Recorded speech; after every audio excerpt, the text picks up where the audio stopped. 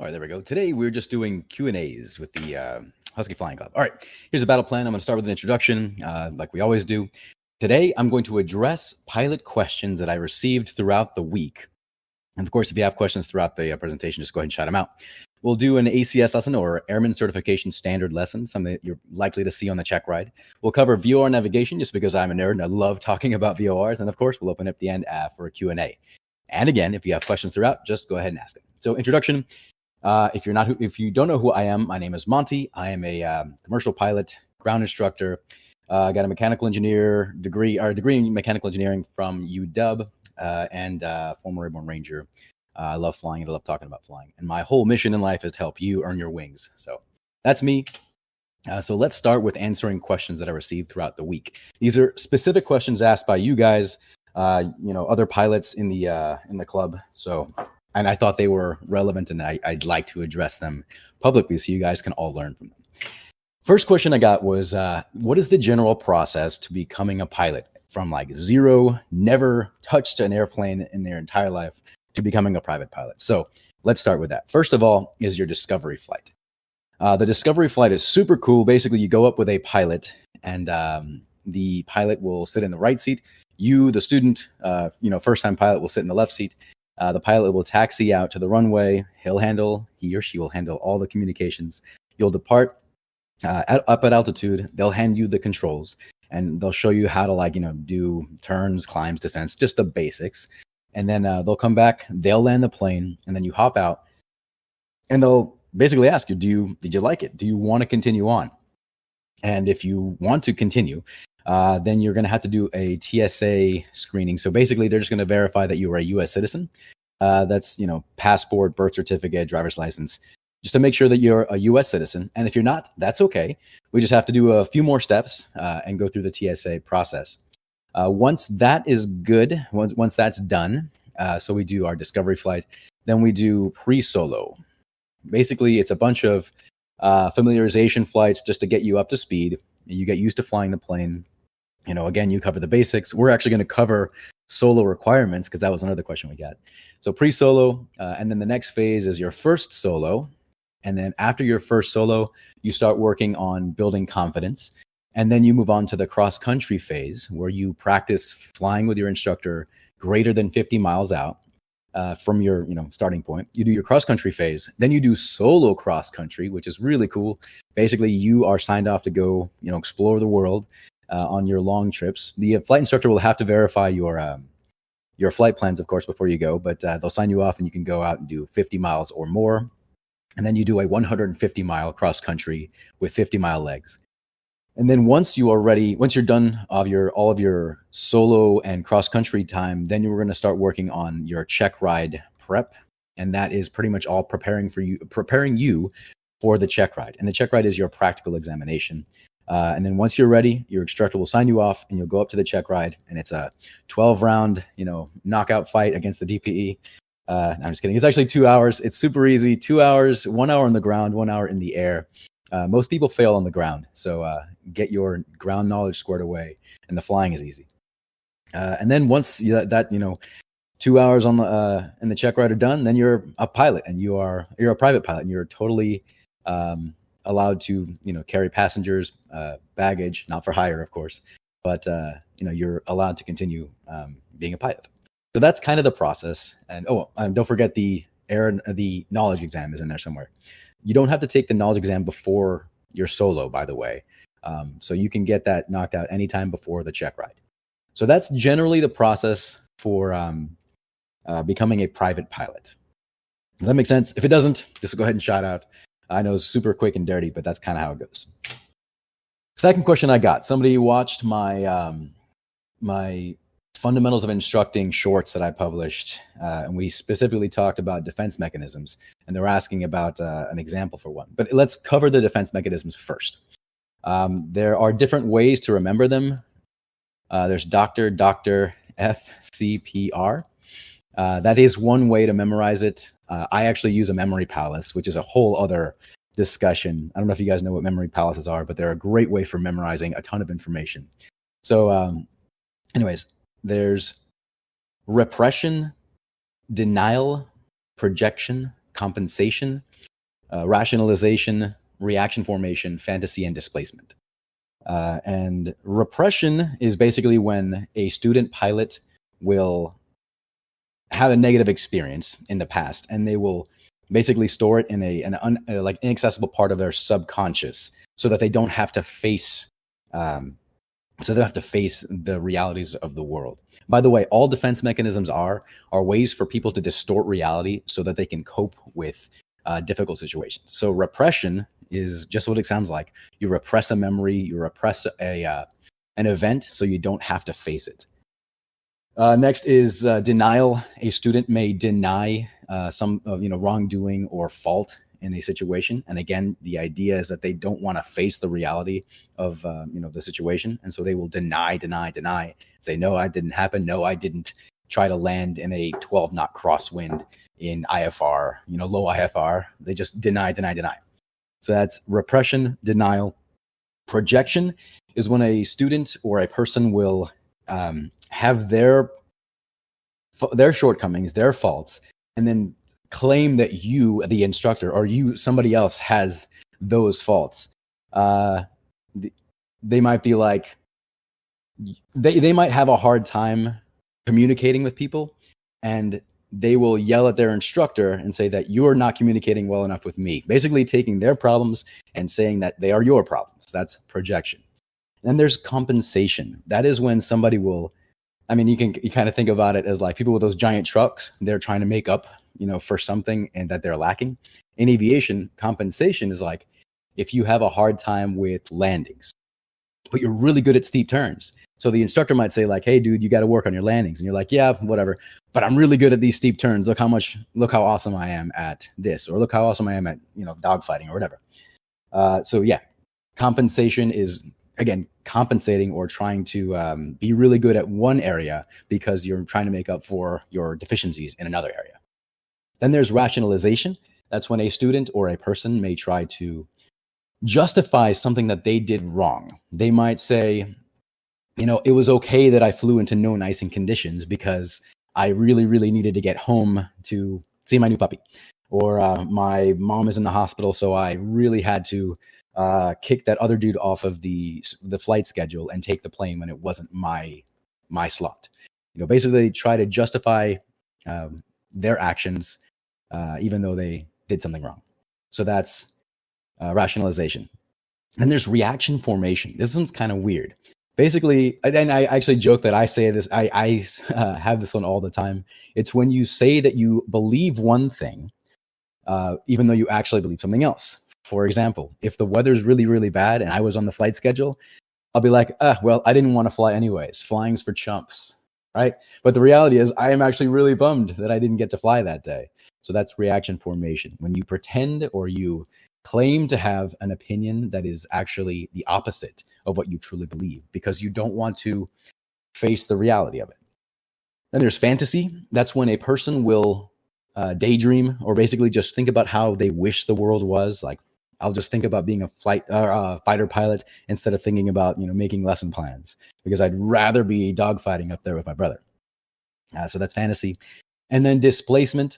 This one can be kind of rough. Let's say you as the student pilot screw something up and your flight instructor gets on your case about it. Well, you don't want to piss off your flight instructor. So instead of yelling at your flight instructor, you'll go home and you'll kick your dog or you'll yell at your wife. It's basically taking your problems and taking your frustrations on one thing and, putting it on something else because you don't want to mess up the relationship with the original thing. So that is displacement. So again, the defense mechanisms are repression, denial, projection, compensation, rationalization, reaction formation, fantasy, and displacement. So that's FOI defense mechanisms. And that's a bit of an advanced question. That isn't really a private pilot level question. That's actually a flight instructor level question. But I thought it was a cool question, so I thought I wanted to share it with you guys. Cool. Another person asked me, if you currently as a student have 25 hours and a solo endorsement from another instructor, but you decide, you're not clicking with that other instructor and you come to your second instructor, can you just pick up where you left off? Can you, you've already got a solo endorsement. Can you just go solo on your own? Now I'm approaching it as the second instructor. I wouldn't sign you off for a solo with my credentials without having completed some additional training, specifically the 15 items that are laid out in the in the solo requirements in the FAR.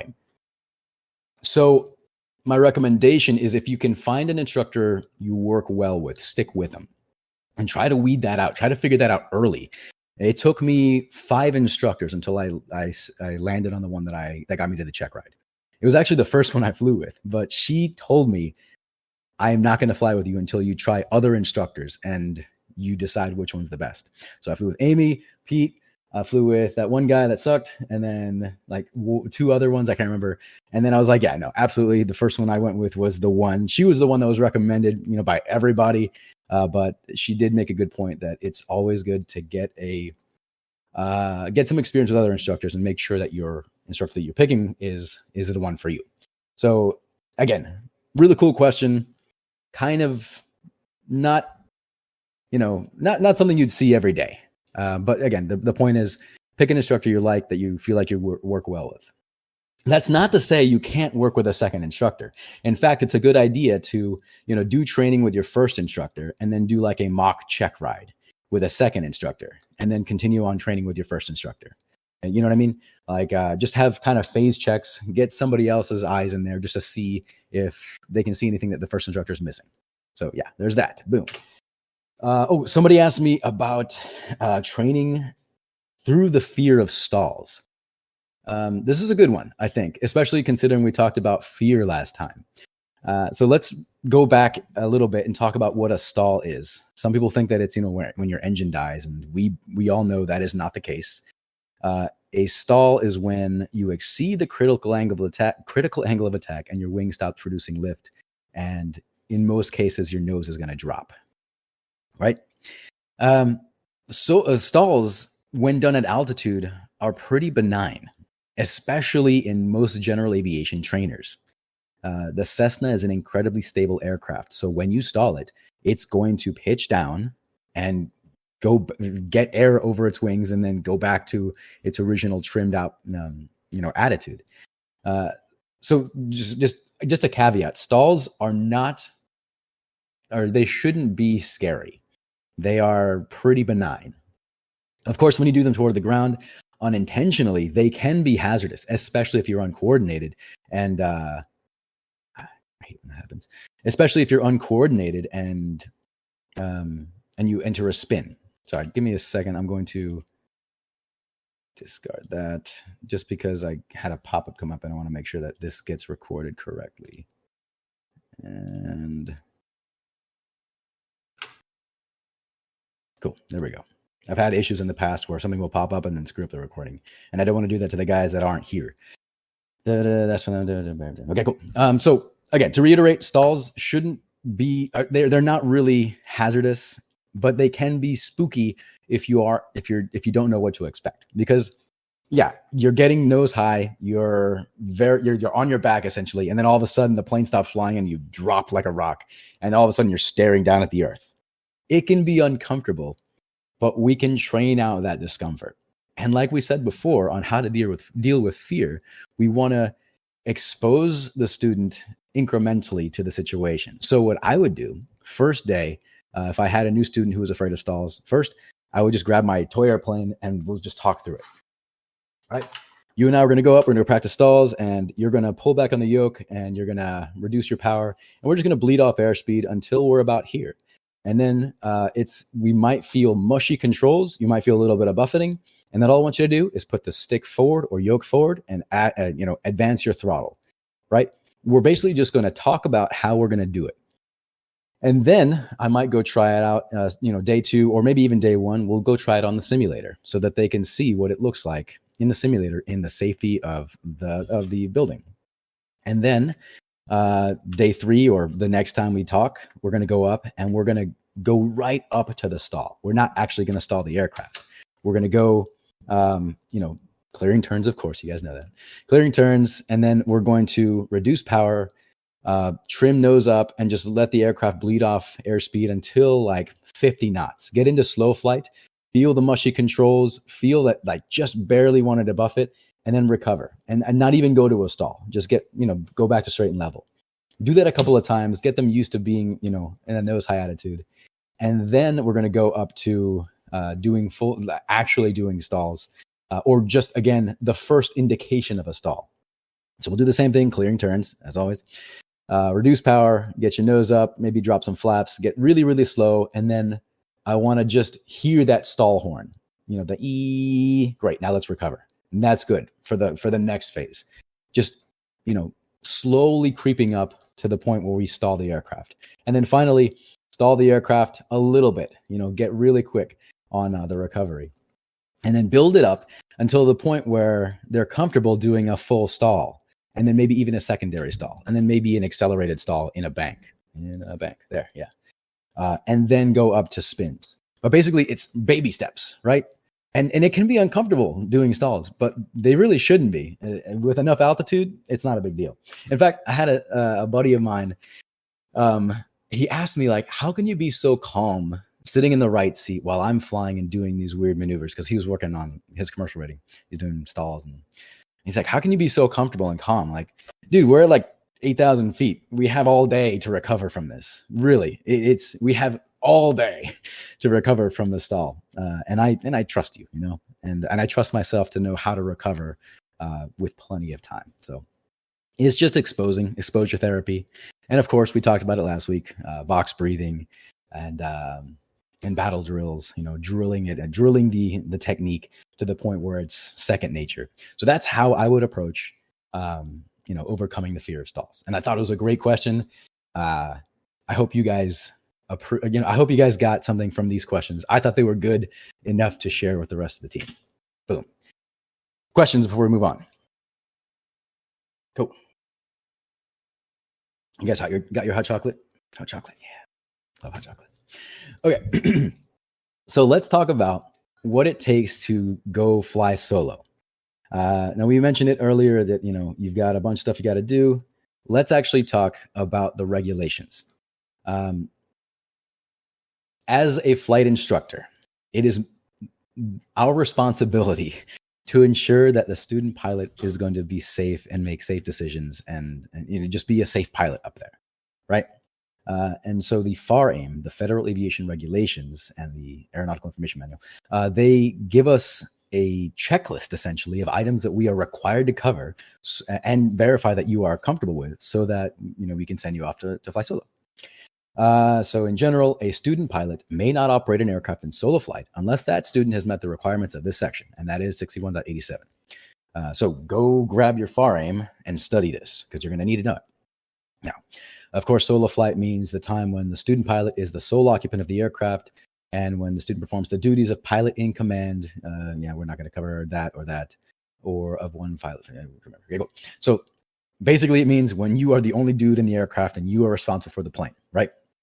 First of all, aeronautical knowledge. So we have to cram all this knowledge into your head before you can go. So once we are ready once we feel like you're ready to take the steps to solo, we're going to give you a quiz, a little test. It's not the knowledge exam, the official FAA one. This is one that's administered by your instructor. And it's going to consist of this regulation, parts 61 and 91, the specific airspace rules and procedures for the airport that you're going to be flying at. So if you're training at Payne Field, you're not going to necessarily be covering airspace up in Bellingham. We're going to cover Payne specifically.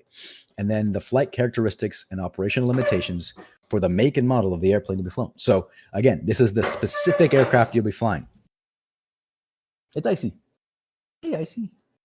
Sorry, my dog just came to say hi. I'm Snowy. Hey, what's up, guys? Sorry.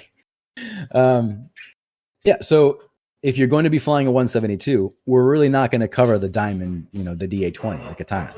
If you're flying the 150, we're not going to focus on the Piper Tomahawk. Yeah, as cool as they are. We're going to give you a quiz on the specific aircraft, in fact, the specific N number, the specific model of aircraft, so that we know that you are comfortable and you know what the aircraft needs. So the student's instructor must administer the test, and then at the end, we're going to correct all the answers and make sure that you understand what you got wrong, why it was wrong, and then you understand what the right answer is. So that's the knowledge side. Then there's pre-solo flight training. This is stuff that we have to perform in the aircraft. Receive and log flight training for the maneuvers and procedures of this section that are appropriate to the make and model of the aircraft flown. We'll talk about those in a second. And demonstrate satisfactory proficiency and safety as judged by an authorized instructor on the maneuvers and procedures required by this section in the make and model of aircraft or similar make and model of aircraft to be flown. That means that we're going to do specific maneuvers, cover specific stuff, and we're going to talk about that in a second. Also, we have to go up with you and basically not have to touch the controls or tell you to do anything consistently. Basically, at that point, the instructor is effectively a passenger. When the instructor can just shut up for the entire flight and you know what you're doing, then that satisfies this part of the regulation. Now, these are the 15 items that have to be in your logbook, signed by an instructor, saying that we did it before we go on a solo. So the maneuvers and procedures for pre-solo flight training in a single engine airplane. A student pilot who is receiving training for a single engine airplane rating or privileges must receive and log flight training for the following maneuvers and procedures. Number 1, proper flight preparation procedures, including pre-flight planning, preparation, power plant operation, and aircraft systems. Now, we've talked about this before. Northwest Craft, our pre-flight procedures, taking care of our engine, that kind of stuff. Number 2, taxiing and surface operations, including run-ups. So we've talked about like how you're supposed to hold your controls while you're taxiing. You know, if you get a quarter headwind, how to use your airport diagram. We've talked in the past about runway incursion avoidance, that kind of stuff. Excuse me. Takeoffs and landings, including normal and crosswind. That's key, obviously. You know, learn how to take off. Straight and level flight, turns in both directions. That's pretty basic, but again, we want to have it. We want to document it in your logbook to show that we've covered this stuff. It's pretty basic, but again, it's just making sure that it's in your logbook. Climbs and climbing turns, airport traffic patterns, including entry and departure procedures. This is big because your first solo is going to be 3 trips in the traffic pattern. Collision avoidance, huge. Wind shear avoidance and wake turbulence avoidance. Descents with and without turns using high and low drag configurations. Flight at various airspeeds from cruise to slow flight. This is the big one right here. Slow flight. I mean, that's exactly what we're doing when we're coming to land. We're not flaring. We're transitioning into slow flight. So we want to make sure that we cover it, and it's in your logbook. Stall entries from various flight attitudes and power combinations, with recovery initiated at the first indication of a stall and recovery from a full stall. Emergency procedures and equipment malfunctions. Ground reference maneuvers, because the traffic pattern is essentially the rectangular course, which is a ground reference maneuver. Approaches to a landing area with simulated engine failures. That's the power off 180. That's a really cool one. Let's talk about it real quick. So if you are beam the numbers, what we're going to do is basically kill your engine, simulate it. We'll pull back the throttle and say, all right, you've got an engine failure. Now let's practice gliding it in to land. Really cool exercise to do. Lots of fun. Slips to a landing, and then go-arounds.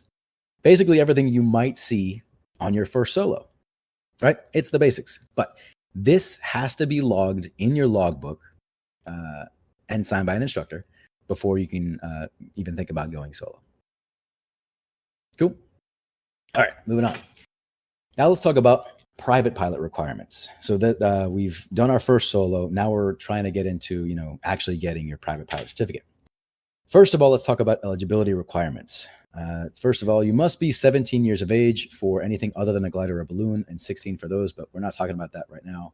So 17 years old. I imagine you guys are all, because you're at UW. So yeah. Be able to read, speak, write, and understand the English language. In plain English, have a working knowledge of English, of the English language. And then there's a test. If English is your second language, there is the, what is it? ICAO English proficiency test or something like that. But basically, just have a working knowledge of the English language. Then receive a logbook endorsement from an authorized instructor who conducted the training. That means that you can't go train with one dude and then have somebody else sign you off. That doesn't work. And review this home study on aeronautical knowledge. So basically, verify that we covered everything in this section and the specific aircraft, and then certify that the person is prepared for the required knowledge test. That means that me, as the ground instructor, I can sign you off to go take your knowledge exam. Pass the knowledge exam, check.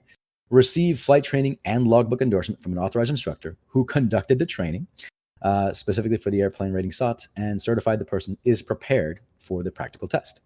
So, 17 years old, English language, pass your knowledge exam, pass your practical test, and then meet the aeronautical experience requirements. That's the next thing we're going to cover. Pass a practical test, that's the check ride, and comply with the appropriate sections of this part. And then hold a U.S. student pilot, sport, or recreational pilot certificate. Bam. Yeah, no good. Okay, so continuing on, this is the aeronautical experience requirements. So just like the first solo, before we can sign you off for the solo, you have to complete a certain checklist of things. Well, before you can go to your check ride, you must complete this checklist of items. And again, I like to have this as a checklist. You must log 40 hours of flight time, 20 hours of which must be with an instructor, 10 hours of solo flight time, and then a combination of some other stuff.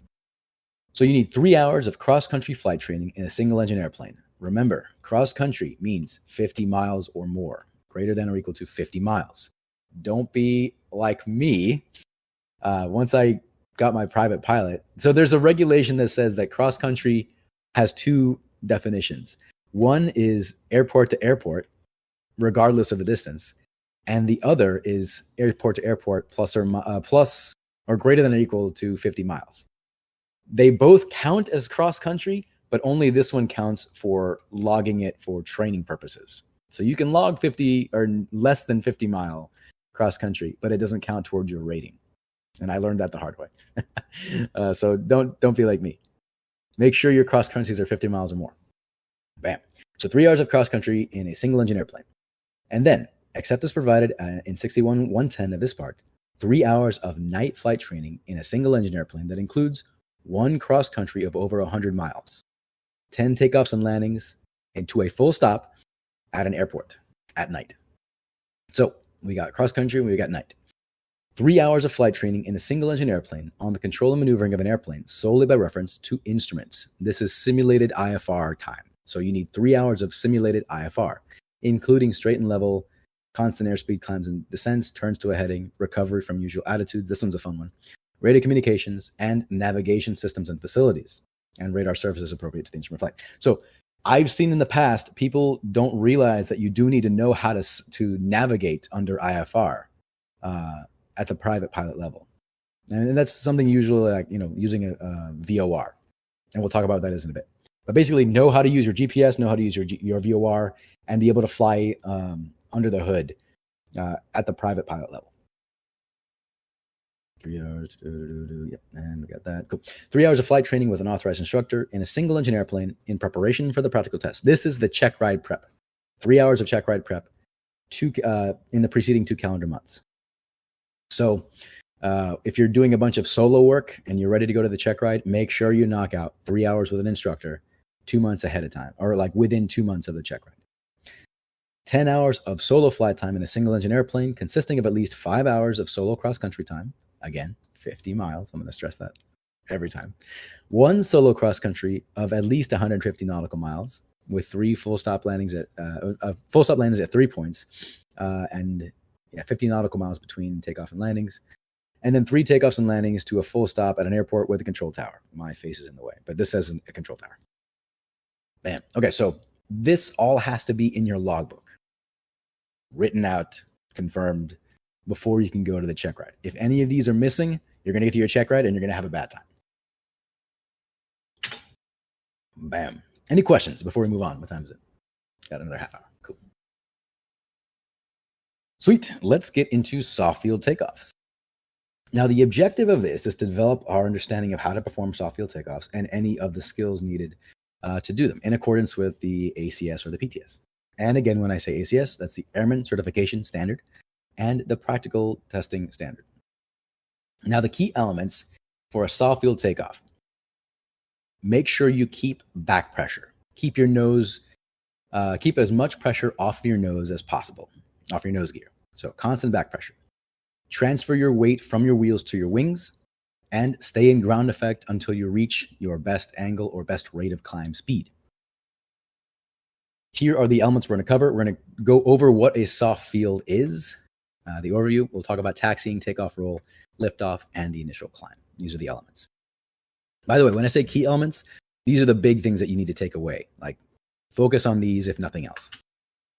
So, what are soft field takeoffs and why do we care? Now, at Payne Field, we've got 2 runways. They're both hard surfaces, right? Super easy. There's like a 9,000 foot runway at Payne. A soft field is like a sandbar, grass strip, gravel, anything that isn't a hard surface. And we care because at the private pilot level, you will be authorized to go land on soft fields. And you have to be aware of the special considerations we must take to land or to depart and land at soft fields. Now, this differs from other takeoffs because if we're taxiing and trying to take off, from mud or really wet sand or squishy grass, the airplane can sink into the grass and get stuck, and you're going to have a really rough time, and you're going to look like a dork in front of your friends. So we want to be mindful of that. A big portion of our soft field technique is the taxi up to the takeoff. So we want to keep aft pressure on the controls to keep our nose out of the dirt, because if we put a lot of weight on the nose gear, it can just kind of shovel in and we get stuck, and it's not fun. When we are taxiing, of course, we want to pull that stick back, keep the nose out of the dirt, and then also account for any wind drift if we need to. And as we taxi onto the runway, we don't ever want to stop on the soft field. We don't want to realign and center. We want to get onto the runway and then just smoothly apply power and keep moving. Now, we're going to accelerate, keeping aft pressure on the stick, raise the nose wheel as soon as possible, and then because we're doing it, because we start out with our stick aft, we're going to lift off early, and we want to stay in ground effect. We don't want to climb out immediately. We want to accelerate in ground effect just above the runway, and then accelerate to VX or VY, best angle of climb and best rate of climb, either one of those, and then climb out. That's kind of how it works. In a regular takeoff, we're going to accelerate on the ground until we're at rotate speed and then climb out. That and the way we taxi are the two big differences. Now, taxiing, like I said before, imagine you're on this sandbar here and you taxi, and it's sand, it's very soft, and you get stuck in the sand.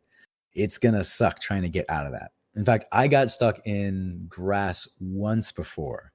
Oh man, it was rough. It wasn't during a takeoff, actually. We landed, taxied off the taxiway into the parking area, and that was the day after like a week-long raining spell, and it sucked.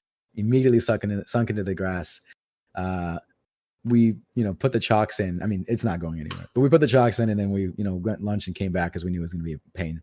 And it was such a hassle getting the plane out of there. Anyways, the point is, when you're taxiing, try to keep your momentum up, keep your power in a bit more than you normally would, and just keep moving until you get where you want to go, either the parking area or to the runway and get out of here. Common errors in taxiing are improper runway incursion avoidance. Keep your head on a swivel. We talked about this, I think, 2 sessions ago. Keep your head on a swivel. Use good radio communications, and make sure that you're not going to trade hit with anybody. Oh, by the way, this picture is from Trent Palmer. He's a YouTube dude. They do some really cool videos. You should check it out. Okay, so we kind of talked about it already, but let's talk about the takeoff roll. Now, if you've done it right, you haven't stopped on the runway. And so you want to smoothly advance the power, keep your nose off the ground, aft pressure, and then accelerate. Once the plane is ready, lift off at slower than you normally would, and then get into ground effect. Now, if you get off the ground too early, your aircraft might settle back onto the ground. So be mentally prepared for that. It's a big feel thing, really. Learning how to know exactly when to lift off, and then stay in ground effect. And then once you are, and you don't want to try to climb out before you reach VX or VY. And again, improper use of controls is a big common error in the takeoff roll. And then lift off once we are off the ground, stay in ground effect, accelerate to VX or VY. Again, VX is our best angle of climb, and VY is our best rate of climb. I'm not sure if we covered it, but basically VY, it will get you to you'll climb faster over time with VY. You'll climb faster over the ground in VX. So you'll climb to an altitude over a shorter distance at VX, while in VY, you'll get there faster, but it might take you like a further distance. Again, improper use of controls, stay coordinated, account for wind drift if you need to, and accelerate to VX or VY. All right. And then the initial climb, once you're up at, once you're off the ground, once you're at, VY, it's a regular climb, pitch, power, trim, get to your best rate of climb out, and then, go about your flight as you normally would. That about covers it. Yeah. So in conclusion, soft field takeoffs are by definition at a soft field like sand, grass, gravel, where there's a good chance of sinking into the ground. Keep your momentum up while you're taxiing around. Don't stop on the runway to get realigned. Advance the power smoothly. Rotate early and stay in ground effect as you accelerate to your best angle or best rate of climb. Remember, the VY is your best rate of climb, which will get you to altitude faster, and VX is your best angle of climb, which will get you over a shorter distance. That about covers it. Any questions about soft field? Now we got. Yeah, we're good on time. Awesome. Cool. Let's talk about VOR navigation. One of my students gives me a hard time because he's like, this is like ancient technology. I think it's super cool. So if you don't have a GPS unit in your aircraft, VOR is your friend. All right, VOR stands for Very High Frequency Omnidirectional Range. There are two components. There's the ground station, and then there's the airborne, like your instruments in the aircraft. And then in the aircraft, you've got the receiver, and then you've got the actual round dial thing on your panel. The way it works is you go to the chart, you find a station you want to listen to, let's say Pain, for example, and you dial in the radio frequency. Then you're going to press nav1 and listen to the radio frequency you just dialed in and listen to the Morse code identifier. It will literally be like Morse code. And if you hear the Morse code and it matches up to the chart that you're looking at, then you know that the station is active. Now, the station also, it can be displayed here on your G1000. So here's the panel. Here's the receiver. It's going to display on this round instrument here. Now, what it does is it sends out a beacon or a radio signal in every direction from the station. This guy right here is the location of the VOR station, and this ring is the corresponding ring. That corresponds to the VOR. Now, you can think about it as spokes on a wheel. Now, this radio station sends out these radio waves, or radials is what we call them. And so we can use them to navigate to or from a station. You guys with me so far? Basically, there's a radio station, it sends out waves, and then we ride those radials in or out, depending on what we need them for. Now, let's say we're here at Pain Field. I'm going to label this as Pain. And we dial into the 030 radial. Let's go back a little bit. First, we're going to identify Pain's VOR, this guy here. And we're going to dial this frequency and listen to the Morse code. You see that dot, dash, dash, dot, dot, dash, dot. We're going to turn it on our panel, listen to it on our headsets. And if we hear the Morse code and we were on the right frequency, we're good to go. Then we're going to use this knob and rotate this rotating card, until the radial that we want or the course that we want is selected. In this case, we want 030. So this, as we rotate this, these numbers will rotate until 030 is here at the top. And this is what it looks like. I'm going to use this as the VOR. So 030 is now on the top. Our aircraft is here, and here's Pain Field. If we are on the 030 radial, that means that, this guy right here, 030, this radial, we've selected that course. That's what we've done when we rotate the knob. If we are on that radial, if we are on that line in the ground, extending out from Pain, called the 030 radial, then our instrument will say this. The needle will be centered with 030. If we are flying away, or if we are over here, it's going to indicate from. It's going to say that we are riding 030 away from the station. If we are not on that line that we selected, we want this 030 line in the sand, this radial, and we're offset to the right, then the line will be to the left. This is our airplane here, this little dot. This is saying, hey, that radial, that line that you want on the ground is off to your left wing, so go over there. And so if we fly to the left and then recenter, then it'll go back to this. And similarly, if we are to the north or to the left of the radial, our indicator will tell us, hey, that line that you want is off to your right wing, dude. Bam. Like that. Groovy? With me so far? If you're not, please shout it out. If it's not making sense, let me know. This is too much fun for it not to make sense. All right, so let's say you want to go to pane instead. Now, we're still in the same position here, but this time we've rotated the dial. We've done everything but we've done before. Listen to dial in the frequency, listen to the Morse code, verify that the station's active. And now what we've done, we've turned that little knob until 210 is selected, the reciprocal, the 180 plus 030, because we want to fly to the station. And now it's going to say 2102. Notice our position hasn't changed. We have not changed where we were. All we've done is selected whether or not we want the indicator to display to or from. We want to go to the station, so we want 210. If we want to go from the station, we need 030. If we were to fly this way and we still had 030 selected, it doesn't care. This is still going to be displayed because it doesn't care where your nose is pointed. It cares where you are in relation to the line that you have selected, the radial or the course. So in this case, we want to go back to the station. So we've selected 210 and we are on that course. Here, we are off to its left, our right.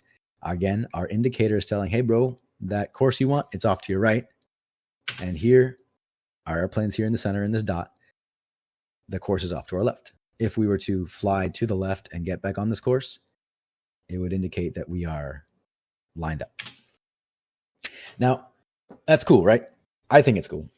Now, this is how you might use it to navigate. Let's say there are, this is our departure point, and this is an intersection. Let's call this Ellensburg, right?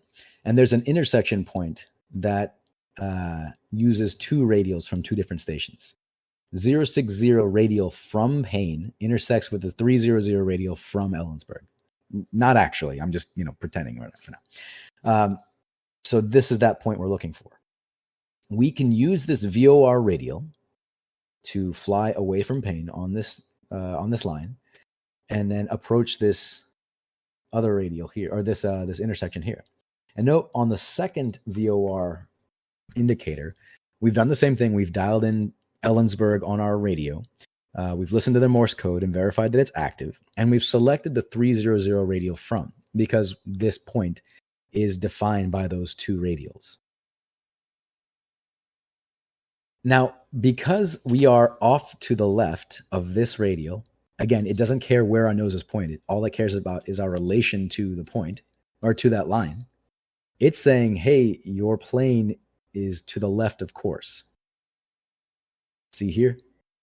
This plane is to the left of this course. If we were to imagine us being on here on this line, we are over here to the left of course. And once we are in line with it, once we've flown onto the point that is defined by both the 060 and 300 radial, it's going to say, hey, you are on that course, because we are.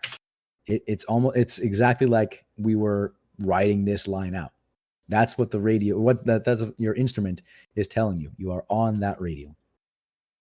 And then once we pass it, it'll say, hey, dude, that course you wanted is off to your left. And that's this is what the instrument thinks you're doing. Because again, it doesn't care where your nose is pointed. It cares about where you are in relation to the course that you have selected. So let's conclude by saying, just going back to the instrument panel, remember that the first step, identify the VOR station you want, pane. Verify the radio frequency, plug it into your receiver, and listen to the Morse code. If it's not active, it's down. If it's active, if you hear it, then you're good.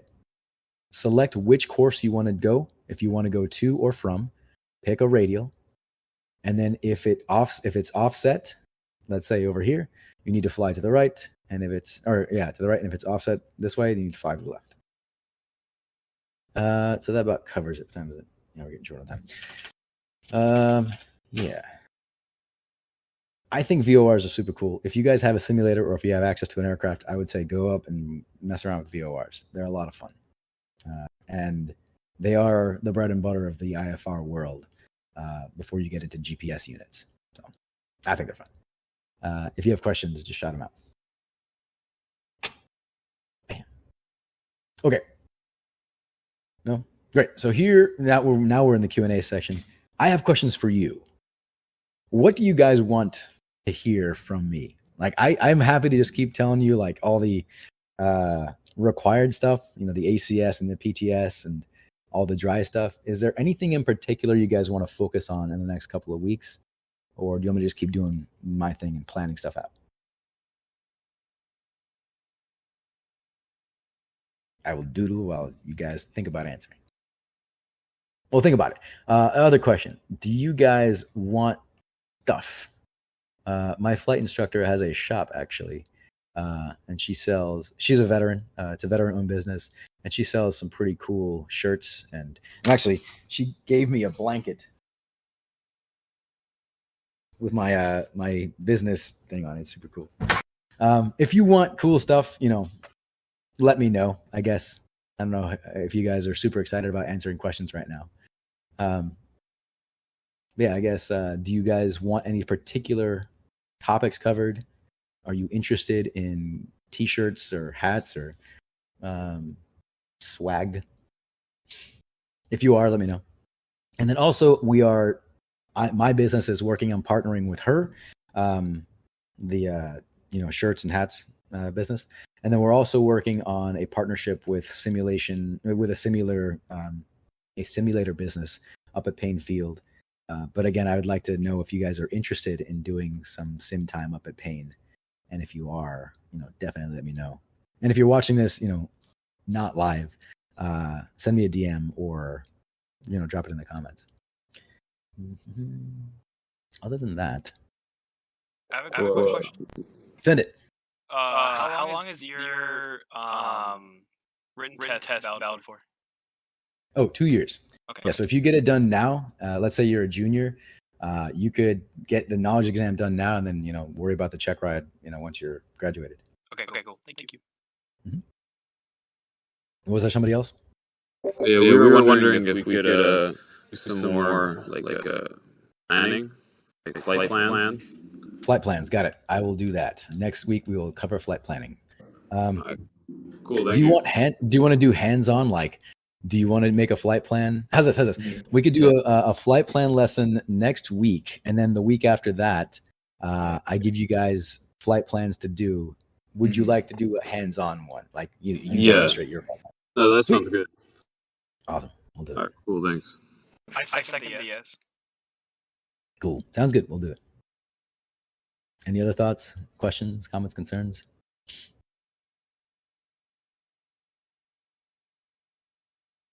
Love hot chocolate. Best.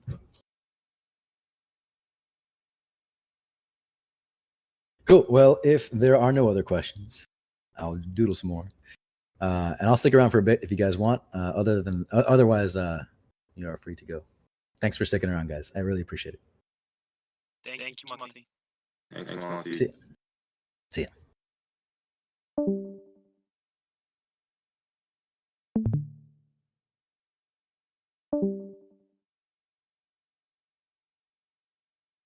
All right, thank you. Have a good night. Yeah. See you guys.